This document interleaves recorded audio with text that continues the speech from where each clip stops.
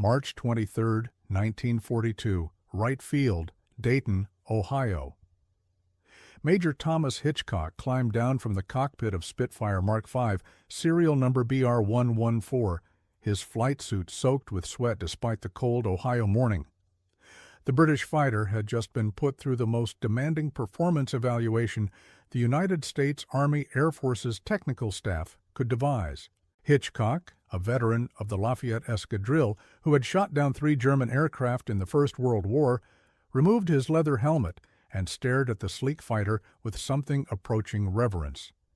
He had just spent 90 minutes discovering that everything American aviation engineers believed about fighter design was wrong. The Spitfire's elliptical wing, which American designers had dismissed as an overcomplicated vanity project, produced handling characteristics that seemed to defy physics. The aircraft rolled faster than American fighters, despite having fabric-covered ailerons.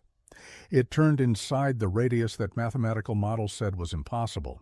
It recovered from high-speed dives, with control forces that contradicted every aerodynamic theory American engineers trusted. Colonel Benjamin Kelsey, chief of fighter projects for the United States Army Air Forces, stood beside the aircraft with a notepad full of measurements that refused to make sense. The Spitfire's wing loading suggested it should turn sluggishly. Its aspect ratio indicated it should have poor roll rate. Its control surface areas were smaller than American practice dictated. Yet, in Hitchcock's hands, the British fighter had outmaneuvered the new Republic P-47 prototype by margins that left test pilots speechless. It had matched the speed of fighters with more powerful engines. It had climbed faster than aircraft that mathematical analysis said should be superior. The implications were devastating for American pride.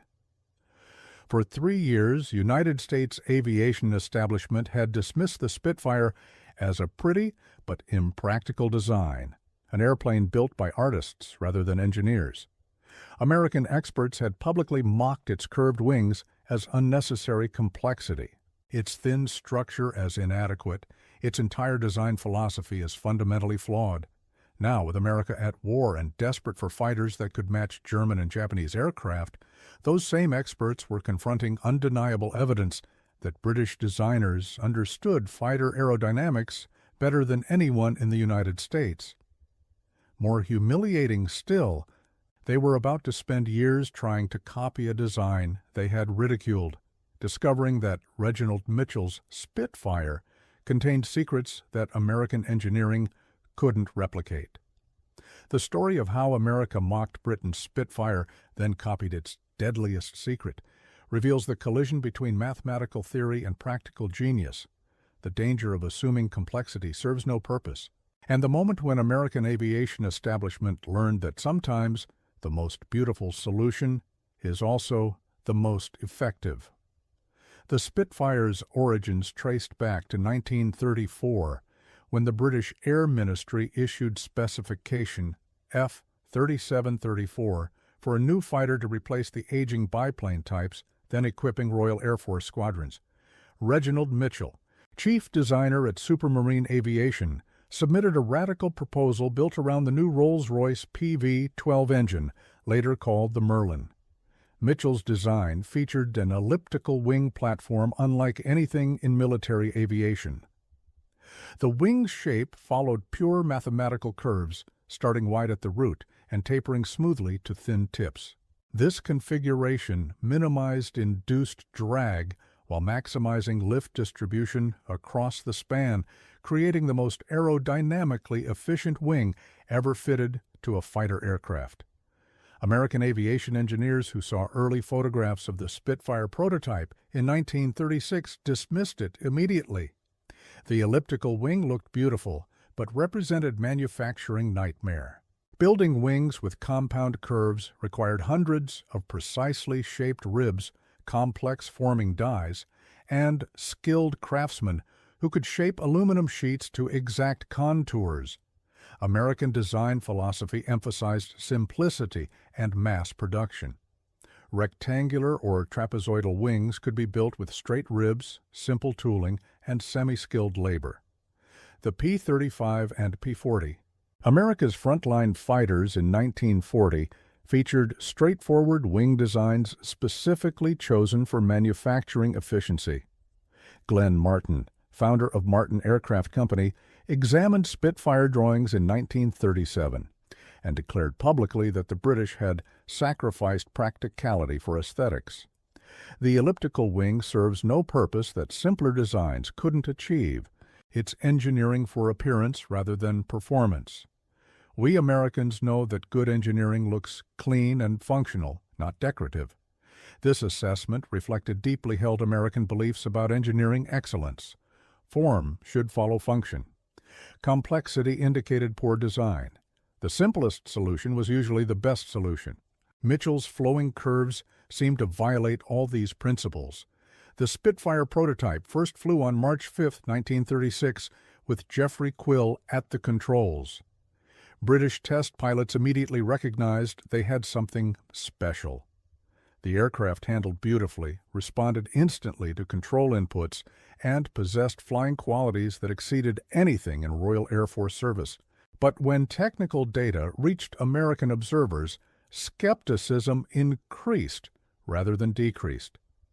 The Spitfire's wing loading of approximately 30 pounds per square foot was higher than American fighters, suggesting it would turn poorly. Its power loading was unremarkable. Its armament of 8303 caliber machine guns seemed inadequate compared to American designs incorporating larger caliber weapons. Captain Claire Chennault, serving as aviation advisor to the Chinese government after retiring from the United States Army Air Corps, examined Spitfire specifications in 1938 and wrote dismissively to Army headquarters. The British fighter prioritizes aesthetics and handling over practical combat capability. Its thin wing cannot sustain battle damage. Its light armament is insufficient against modern aircraft. American designs incorporating heavier structure and larger weapons will prove superior in combat. These assessments came from experienced aviators and engineers who genuinely believed American design philosophy was superior. They weren't motivated by malice, but by confidence that American pragmatism would triumph over British refinement. The Spitfire entered Royal Air Force service in August 1938, equipping No. 19 Squadron at Duxford. Pilots loved the aircraft immediately. It was responsive, forgiving, and possessed handling characteristics that made good pilots great and great pilots legendary. American military attachés who observed Royal Air Force exercises remained unimpressed. Major Carl Spaatz, serving as assistant military attaché for Air in London, filed a report in October 1938 noting that the Spitfire demonstrated excellent aerobatic performance but appeared fragile and overcomplicated for military service. The report specifically criticized the elliptical wing. While this design produces good handling characteristics, it requires excessive manufacturing time and skilled labor. American designs achieving similar performance with simpler wing platforms demonstrate superior engineering. The British have allowed aesthetic considerations to compromise practicality. This critique reflected genuine American confidence that their fighters were fundamentally better designed. The Curtiss P-40, entering production in 1939, featured a simple tapered wing that could be manufactured quickly with existing tooling. It was practical, efficient, and represented American engineering at its finest. The Battle of Britain shattered American assumptions with brutal finality. Between July and October 1940, Spitfires and Hurricanes fought the Luftwaffe to standstill, preventing German invasion of England. The Spitfire's performance against Messerschmitt 109 fighters demonstrated capabilities that American observers had dismissed as impossible.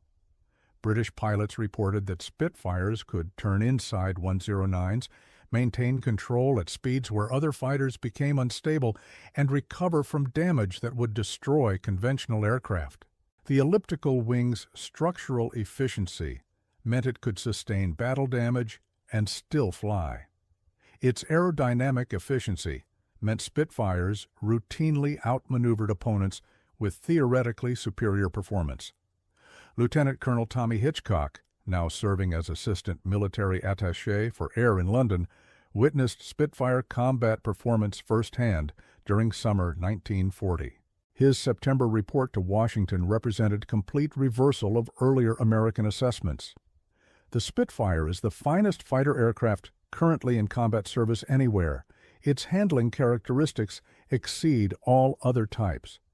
The elliptical wing design, which our earlier evaluations dismissed as impractical, produces performance advantages that cannot be achieved through conventional wing platforms. We must immediately investigate the aerodynamic principles underlying British fighter design.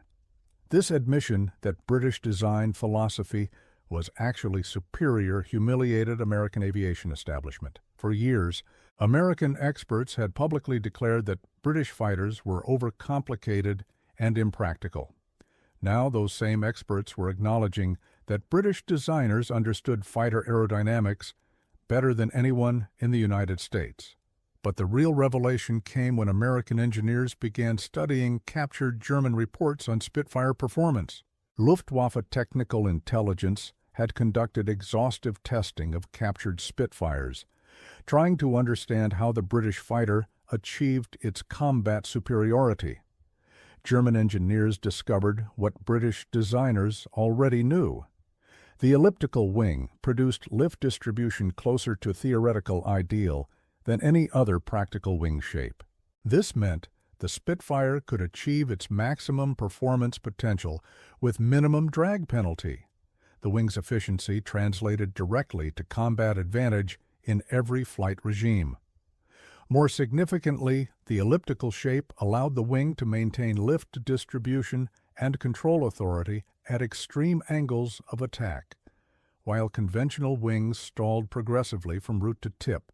Creating dangerous handling characteristics, the Spitfire's wing stalled more uniformly, maintaining controllability right to the edge of the flight envelope. This discovery explained why Spitfires could turn so tightly and recover so reliably. The wing's aerodynamic efficiency meant pilots could push harder without losing control. In dogfights where fractions of a second determined life or death, this advantage was decisive. American engineers at the National Advisory Committee for Aeronautics began wind tunnel testing scale models of the Spitfire wing in late 1940. The results confirmed everything German and British data indicated. The elliptical wing platform was approximately 15% more efficient than equivalent tapered wings, meaning it generated the same lift with less drag or generated more lift with the same drag. Dr. Theodor von Karman, the Hungarian-born aerodynamicist who advised the United States Army Air Forces, examined the NACA data and concluded that Mitchell had achieved something remarkable. The Spitfire wing represents optimum aerodynamic efficiency within constraints of practical construction. It is not decorative excess, but fundamental engineering excellence. We underestimated British capabilities because we confused simplicity with superiority. This assessment marked the beginning of American attempt to understand and copy Spitfire aerodynamics. But copying proved far more difficult than admitting the British were right. The challenge wasn't lack of understanding. American engineers comprehended the aerodynamic principles underlying the elliptical wing. The challenge was manufacturing complexity combined with structural requirements that British designers had solved through methods incompatible with American production. Mitchell's team at Supermarine had spent years developing manufacturing techniques for the complex wing structure. The main spar consisted of rectangular boom sections with continuous aluminum sheet forming the spar web. Ribs were precisely shaped to maintain the elliptical contour. Skin panels were compound curved, requiring specialized forming equipment. American manufacturers examining these techniques concluded that direct copying was impossible. The tooling required would take years to develop. The skilled labor requirements exceeded American availability. Building Spitfire wings using British methods in American factories would produce perhaps 100 aircraft monthly when American war production demanded thousands. The solution was to copy the aerodynamic concept while adapting the structure to American manufacturing capabilities. This proved extraordinarily difficult because the wing's performance depended critically on precise contours. Small variations in shape degraded efficiency rapidly. North American aviation encountered this problem when developing the P-51 Mustang. The initial design featured conventional tapered wings that produced acceptable but unexceptional performance. When the aircraft was re-engined with the Merlin in late 1942, creating the definitive Mustang variant, designers recognized that the airframe's full potential required better wing design. Edgar Schmood, North American's chief designer, studied Spitfire aerodynamics intensively. He couldn't copy the elliptical shape directly because American production requirements demanded simpler structure. Instead, he developed a laminar flow wing that achieved similar efficiency through different means. The Mustang's wing featured symmetrical airfoil sections with maximum thickness positioned farther aft than conventional designs. This configuration maintained laminar boundary layer flow over greater wing area, reducing drag substantially. While not achieving the Spitfire's elliptical efficiency, the Mustang wing approached it closely while remaining compatible with American manufacturing. This represented American engineering at its best, adapting British concepts to American capabilities. But it also represented acknowledgement that the original British solution was fundamentally superior. The Mustang's wing was compromise dictated by manufacturing limitations, not theoretical choice. If you're fascinated by the hidden aerodynamic battles that shaped World War II fighters and want to discover more incredible stories about the design secrets that determined victory or defeat in the skies, make sure to subscribe to our channel and hit the notification bell so you never miss an episode where we reveal the engineering genius behind the aircraft that changed history. The Spitfire's deadliest secret wasn't just the elliptical wing shape, but how that shape integrated with the entire aircraft design to create synergistic advantages. Mitchell had designed the airframe around the wing, not simply attach the wing to an existing fuselage design. The wing's center section formed integral structure with the fuselage, creating immensely strong central box that could withstand combat loads and crash forces. The landing gear retracted into this central structure, keeping the thin outer wing panels clean and efficient. American fighters typically featured wings bolted to fuselage frames, creating structural joints that added weight and complexity. The Spitfire's integrated design eliminated these joints, saving weight while increasing strength. This structural efficiency was as important as aerodynamic efficiency in determining overall performance. When American engineers attempted to copy this integration in the P-51 and subsequent designs, they discovered that it required fundamentally rethinking aircraft structure from first principles. Years of American practice emphasized modular construction, where major assemblies could be built separately and joined during final assembly. British practice emphasized integrated design, where everything worked together as unified whole. The cultural differences between American and British engineering philosophy became apparent during these attempts at copying. American engineers wanted to understand the Spitfire by breaking it into component parts, analyzing each separately, then reassembling the knowledge. British engineers had designed the Spitfire holistically, considering how each element affected everything else. This holistic approach produced aircraft that seemed magical when evaluated as complete system, but defied analysis when examined piecemeal. American engineers kept discovering that individual Spitfire components that seemed unremarkable produced extraordinary results when properly integrated. The ailerons provided perfect example. Spitfire ailerons were fabric-covered, using technology that seemed primitive compared to American all-metal control surfaces. Yet Spitfires rolled faster than American fighters with theoretically superior ailerons. The explanation lay in mass distribution and aerodynamic balance.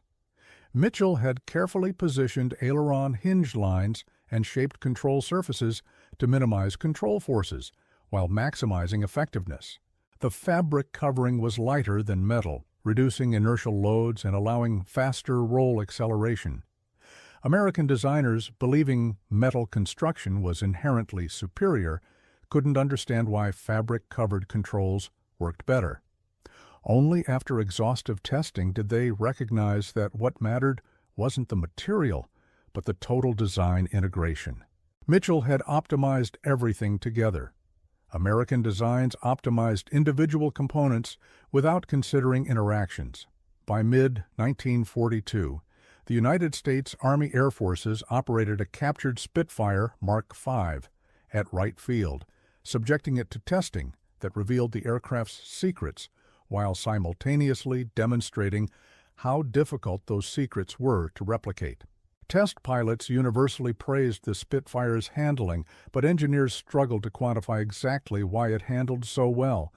Wind tunnel tests showed the wing produced its expected lift distribution and drag characteristics. Control surface measurements showed nothing unusual. Structural analysis revealed conventional materials and construction. Yet, the complete aircraft performed better than mathematical models predicted. The solution to this mystery emerged gradually through comparison testing against American fighters. The Spitfire didn't excel in any single measurable parameter except wing efficiency. Instead, it performed slightly better than expected in dozens of small ways that added up to significant overall advantage. The wing's elliptical shape reduced induced drag by 15%. The integrated structure saved 8% weight.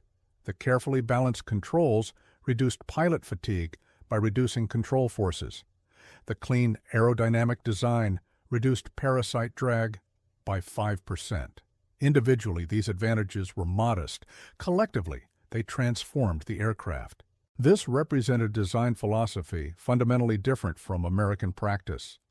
American designers typically focused on maximizing one or two key parameters, accepting compromises elsewhere. Mitchell had pursued balance, ensuring nothing was poor, even if nothing was spectacularly excellent.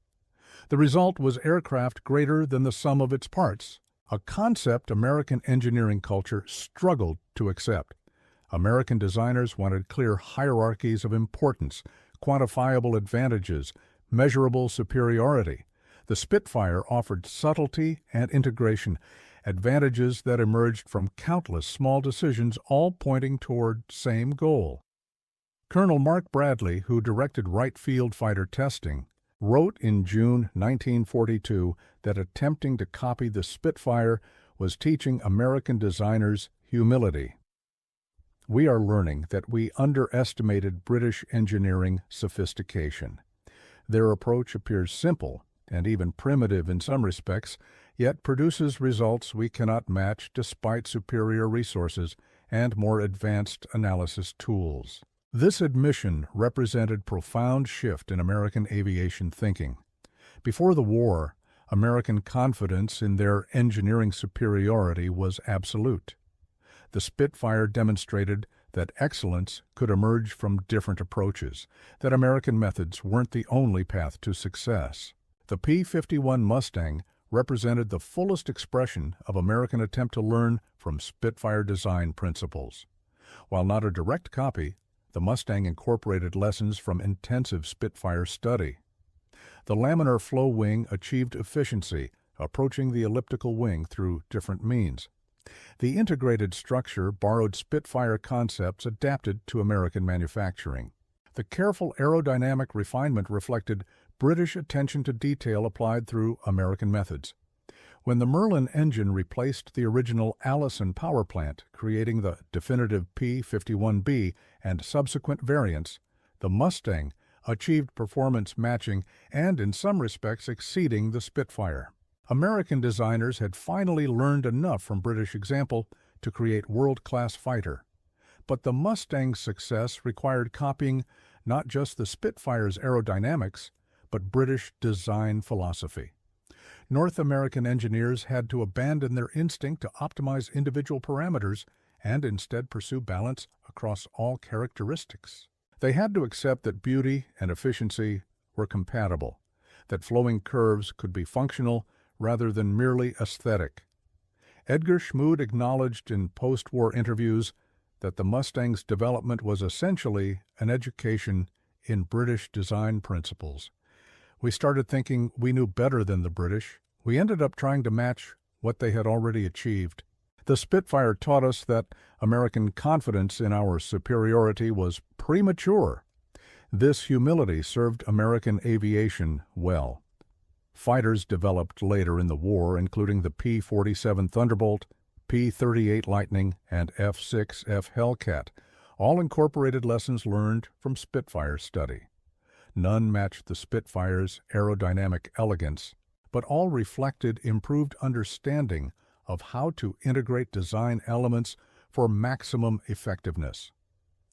German aviation engineers examining captured Spitfires throughout the war reached similar conclusions about British design superiority. A Luftwaffe Technical Intelligence report from December 1942 noted that the Spitfire achieved its performance through attention to detail and integration rather than revolutionary technology or extreme parameters. The report concluded, "The British fighter demonstrates that excellence emerges from careful refinement of conventional technology rather than pursuit of exotic solutions." German and American tendency to seek performance through advanced technology has proven less effective than British focus on optimization and integration. This represented remarkable admission from German engineers who had pioneered advanced aviation technology in the 1930s. Like Americans, Germans were learning that Mitchell's Spitfire contained wisdom that mathematical analysis struggled to capture. By 1943, the war's demands had forced American aviation industry to adopt production methods that could accommodate British-style design complexity. Manufacturers had trained skilled workers, developed specialized tooling, and refined processes that could handle compound curves and precise contours. This manufacturing capability, built to support designs influenced by Spitfire study, transformed American aviation industry permanently. Post-war American fighters featured sophisticated wing designs, integrated structures, and careful aerodynamic refinement that would have been impossible before American designers learned from British example. The Spitfire's influence extended beyond specific design features to fundamental approach to fighter design. Mitchell had created an aircraft optimized for the entire combat mission rather than specific performance points. The Spitfire didn't have the highest top speed or best climb rate or longest range, but it performed well in all these areas, creating versatile fighter effective across full spectrum of combat situations. American pre-war fighters had typically optimized for specific missions. The P-38 emphasized speed and altitude performance. The P-40 focused on low-altitude maneuverability. The P-39 prioritized firepower and armament installation. Each excelled in its specialty, but compromised elsewhere. The Spitfire demonstrated that balanced design produced more effective combat aircraft than specialized optimization. This lesson fundamentally changed American fighter development philosophy. Post-1942, American fighters pursued balance and versatility, characteristics that made them effective across diverse combat theaters. The educational value of the Spitfire to American aviation exceeded any specific technology transfer. It taught American designers to question their assumptions, consider alternative approaches, and recognize that engineering excellence could emerge from different philosophies than they habitually practiced. If you want to explore more amazing stories about how British and American engineering philosophies clashed and combined during World War II and discover the design secrets behind other legendary aircraft, subscribe now and join thousands of aviation enthusiasts uncovering the real stories behind the machines that ruled the skies. The irony of American relationship with the Spitfire became increasingly apparent as the war progressed. In 1936 through 1939, American experts had publicly mocked the aircraft as overcomplicated and impractical. By 1943, American pilots fighting in Europe were requesting Spitfires in preference to American fighters for certain missions, particularly high-altitude escort and interception. The 4th Fighter Group, originally composed of American volunteers who had flown Spitfires with Royal Air Force Eagle squadrons, initially refused to transition to Republic P-47 Thunderbolts when the unit transferred to United States Army Air Forces control in September 1942. The pilots insisted that Spitfires were superior fighters and objected to being forced to use American aircraft.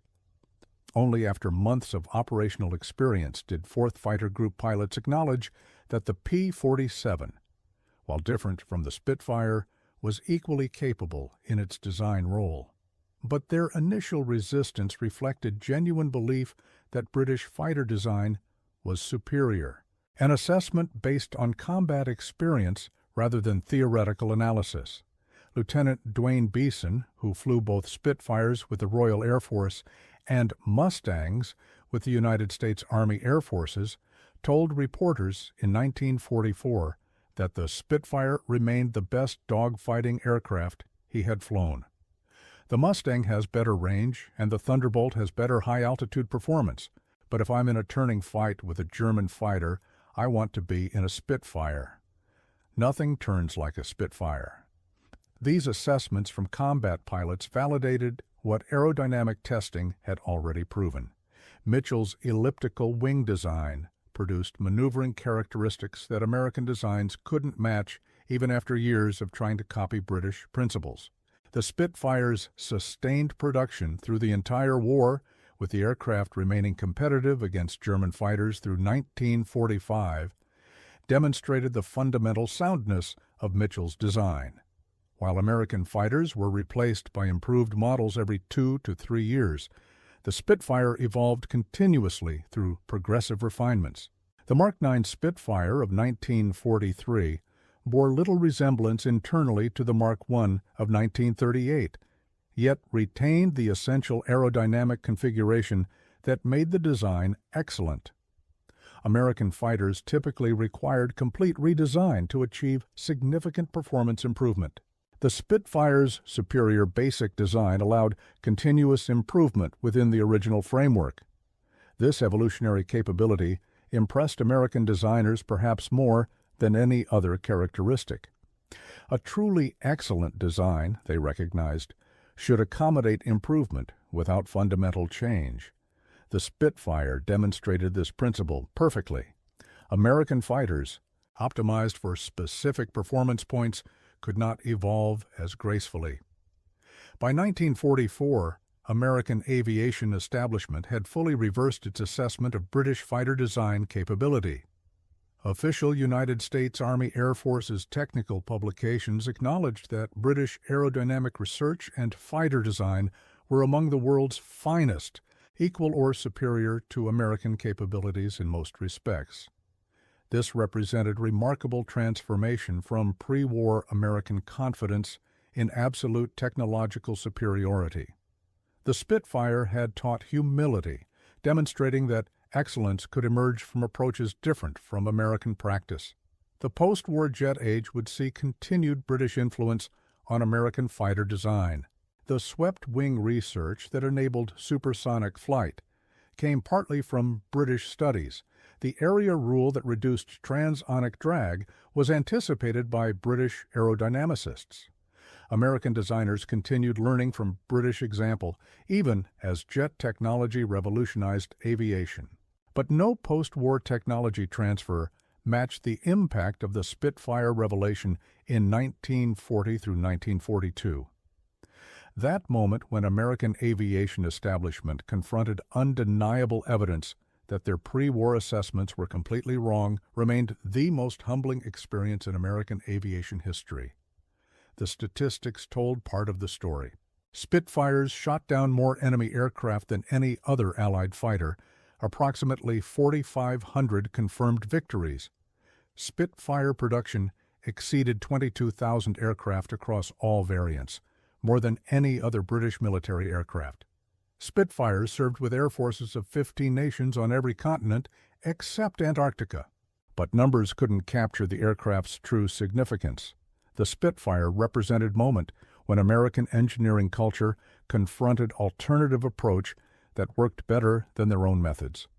It demonstrated that complexity could serve purpose, that beauty and efficiency were compatible, that careful integration produced better results than crude optimization.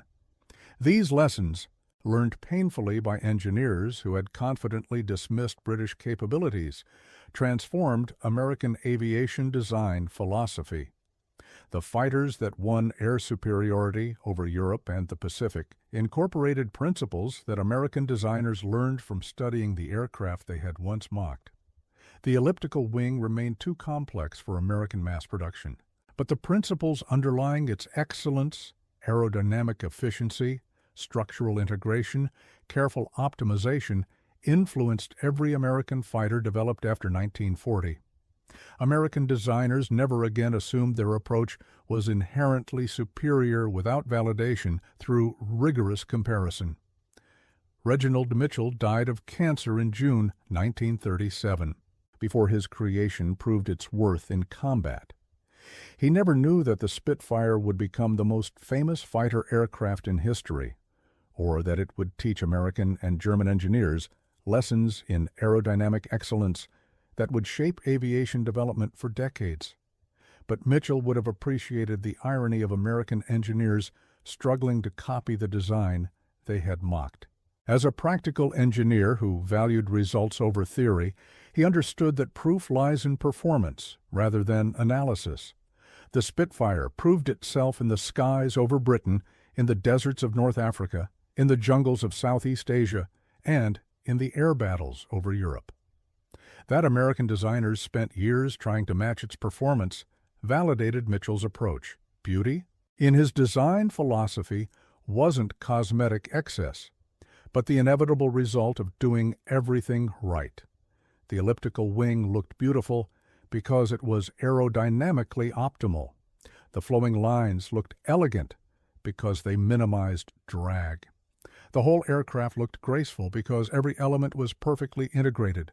American engineers, trained to suspect that aesthetic appeal indicated compromised functionality, learned from the Spitfire that engineering excellence often produces beautiful results. This lesson influenced not just aviation, but industrial design generally. The Spitfire demonstrated that form and function could be unified rather than opposed. The aircraft's lasting influence on American aviation design extended far beyond specific features American designers copied. It changed how American engineers approached design problems, encouraging holistic thinking over component optimization, promoting integration over modular isolation, emphasizing balance over specialization. These philosophical shifts, more than any specific technical transfer, represented the Spitfire's deadliest secret. Mitchell hadn't just designed excellent wing or efficient structure or well-balanced controls. He had created complete system where every element supported every other element, producing aircraft greater than the sum of its parts. American attempts to copy this holistic excellence forced recognition that great design couldn't be reduced to checklist of features. It emerged from vision that saw the aircraft as unified whole rather than collection of components. This vision, more than any technical detail, was what American designers ultimately learned from the Spitfire. The final assessment of American relationship with the Spitfire must acknowledge both the mockery and the copying were sincere. American engineers genuinely believed in 1936 through 1939 that British fighter design was inferior to American practice. Their dismissal of the elliptical wing as overcomplicated vanity reflected honest assessment based on their engineering philosophy. When combat proved American assessments wrong, American engineers genuinely tried to learn from British example. Their attempts to copy Spitfire characteristics into American designs were sincere efforts to understand and match British excellence. The humiliation of acknowledging they were wrong was real, but so was their commitment to learning from the experience. This intellectual honesty, the willingness to admit error and learn from those previously dismissed, represented American engineering culture at its best. The same pragmatic focus on results over theory that led American designers to dismiss British complexity led them to embrace British principles once combat validated their effectiveness. The Spitfire taught American aviation establishment that confidence in one's superiority is valuable only when justified by results. Theoretical arguments about design philosophy matter less than actual performance. Beautiful engineering deserves respect regardless of whether it follows familiar principles. These lessons, learned through humbling recognition that British designers understood fighter aerodynamics better than American experts had believed possible, shaped American aviation development for the rest of the war and beyond. Every American fighter that incorporated lessons from Spitfire study flew better because American engineers had learned humility. Why America mocked Britain's Spitfire, then copied its deadliest secret, is ultimately a story about intellectual growth through confrontation with undeniable evidence. American engineers were wrong about British fighter design. Combat proved them wrong beyond any possibility of argument. They acknowledged their error, studied what they had dismissed, and incorporated British principles into American practice. This transformation from mockery to copying represented American engineering culture functioning properly. Question assumptions, follow evidence, adopt what works regardless of origin. The Spitfire forced this process on reluctant American establishment, but once forced, American engineers embraced the lessons fully. The elliptical wing, mocked as decorative excess, proved to be aerodynamic excellence. The complex structure, dismissed as impractical, demonstrated optimal integration. The entire design philosophy, rejected as overcomplicated, produced the finest fighter aircraft of its era. American designers who learned these lessons created fighters that helped win the war. The P-51 Mustang, incorporating Spitfire-inspired principles, became arguably the war's most effective fighter aircraft. The P-47 Thunderbolt, influenced by British focus on balance over specialization, excelled across diverse missions. American fighters developed after studying the Spitfire proved that learning from those previously mocked produces better results than stubborn adherence to discredited assumptions. In the end, the Spitfire's deadliest secret wasn't any single technical feature, but the holistic design philosophy that created aircraft where everything worked together perfectly. American engineers spent years trying to copy this philosophy, discovering that excellence emerges from integration rather than optimization, from balance rather than specialization, from beauty rather than crude functionality. Reginald Mitchell's masterpiece taught American aviation establishment that sometimes the most valuable lessons come from those we initially dismiss. That complexity can serve purpose, and that beauty in engineering indicates excellence rather than excess. The American designers who mocked the Spitfire in 1936 were wrong. The American designers who copied it in 1942 were wise. The transformation from mockery to copying, humiliating though it was, represented American engineering culture at its finest. Pragmatic, results-oriented, and willing to learn from anyone who demonstrated superior understanding. That willingness to learn, even from those previously dismissed, helped America win the war and created aviation industry capable of dominating the post-war era. The Spitfire taught lessons that extended far beyond fighter design into fundamental principles of engineering excellence. American designers who learned those lessons, swallowing their pride and acknowledging British superiority, created the aircraft and systems that shaped the modern world. The Spitfire's elliptical wing, once mocked as unnecessary complexity, stands as a reminder that excellence often appears in unexpected forms, that the most effective solutions may not follow familiar patterns, and that humility in the face of undeniable evidence produces better results than stubborn insistence on discredited beliefs.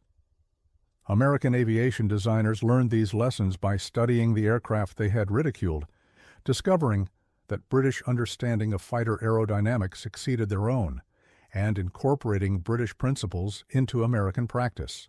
This process, humbling but necessary, transformed American fighter development and helped win the war. Why America mocked Britain's Spitfire, then copied its deadliest secret, is a story of engineering humility, learned through confrontation with excellence, of pride overcome by evidence, and of pragmatism triumphing over prejudice. It's a story every engineer should remember. Sometimes the best solution looks different from what we expect, and the greatest learning comes from acknowledging we were wrong.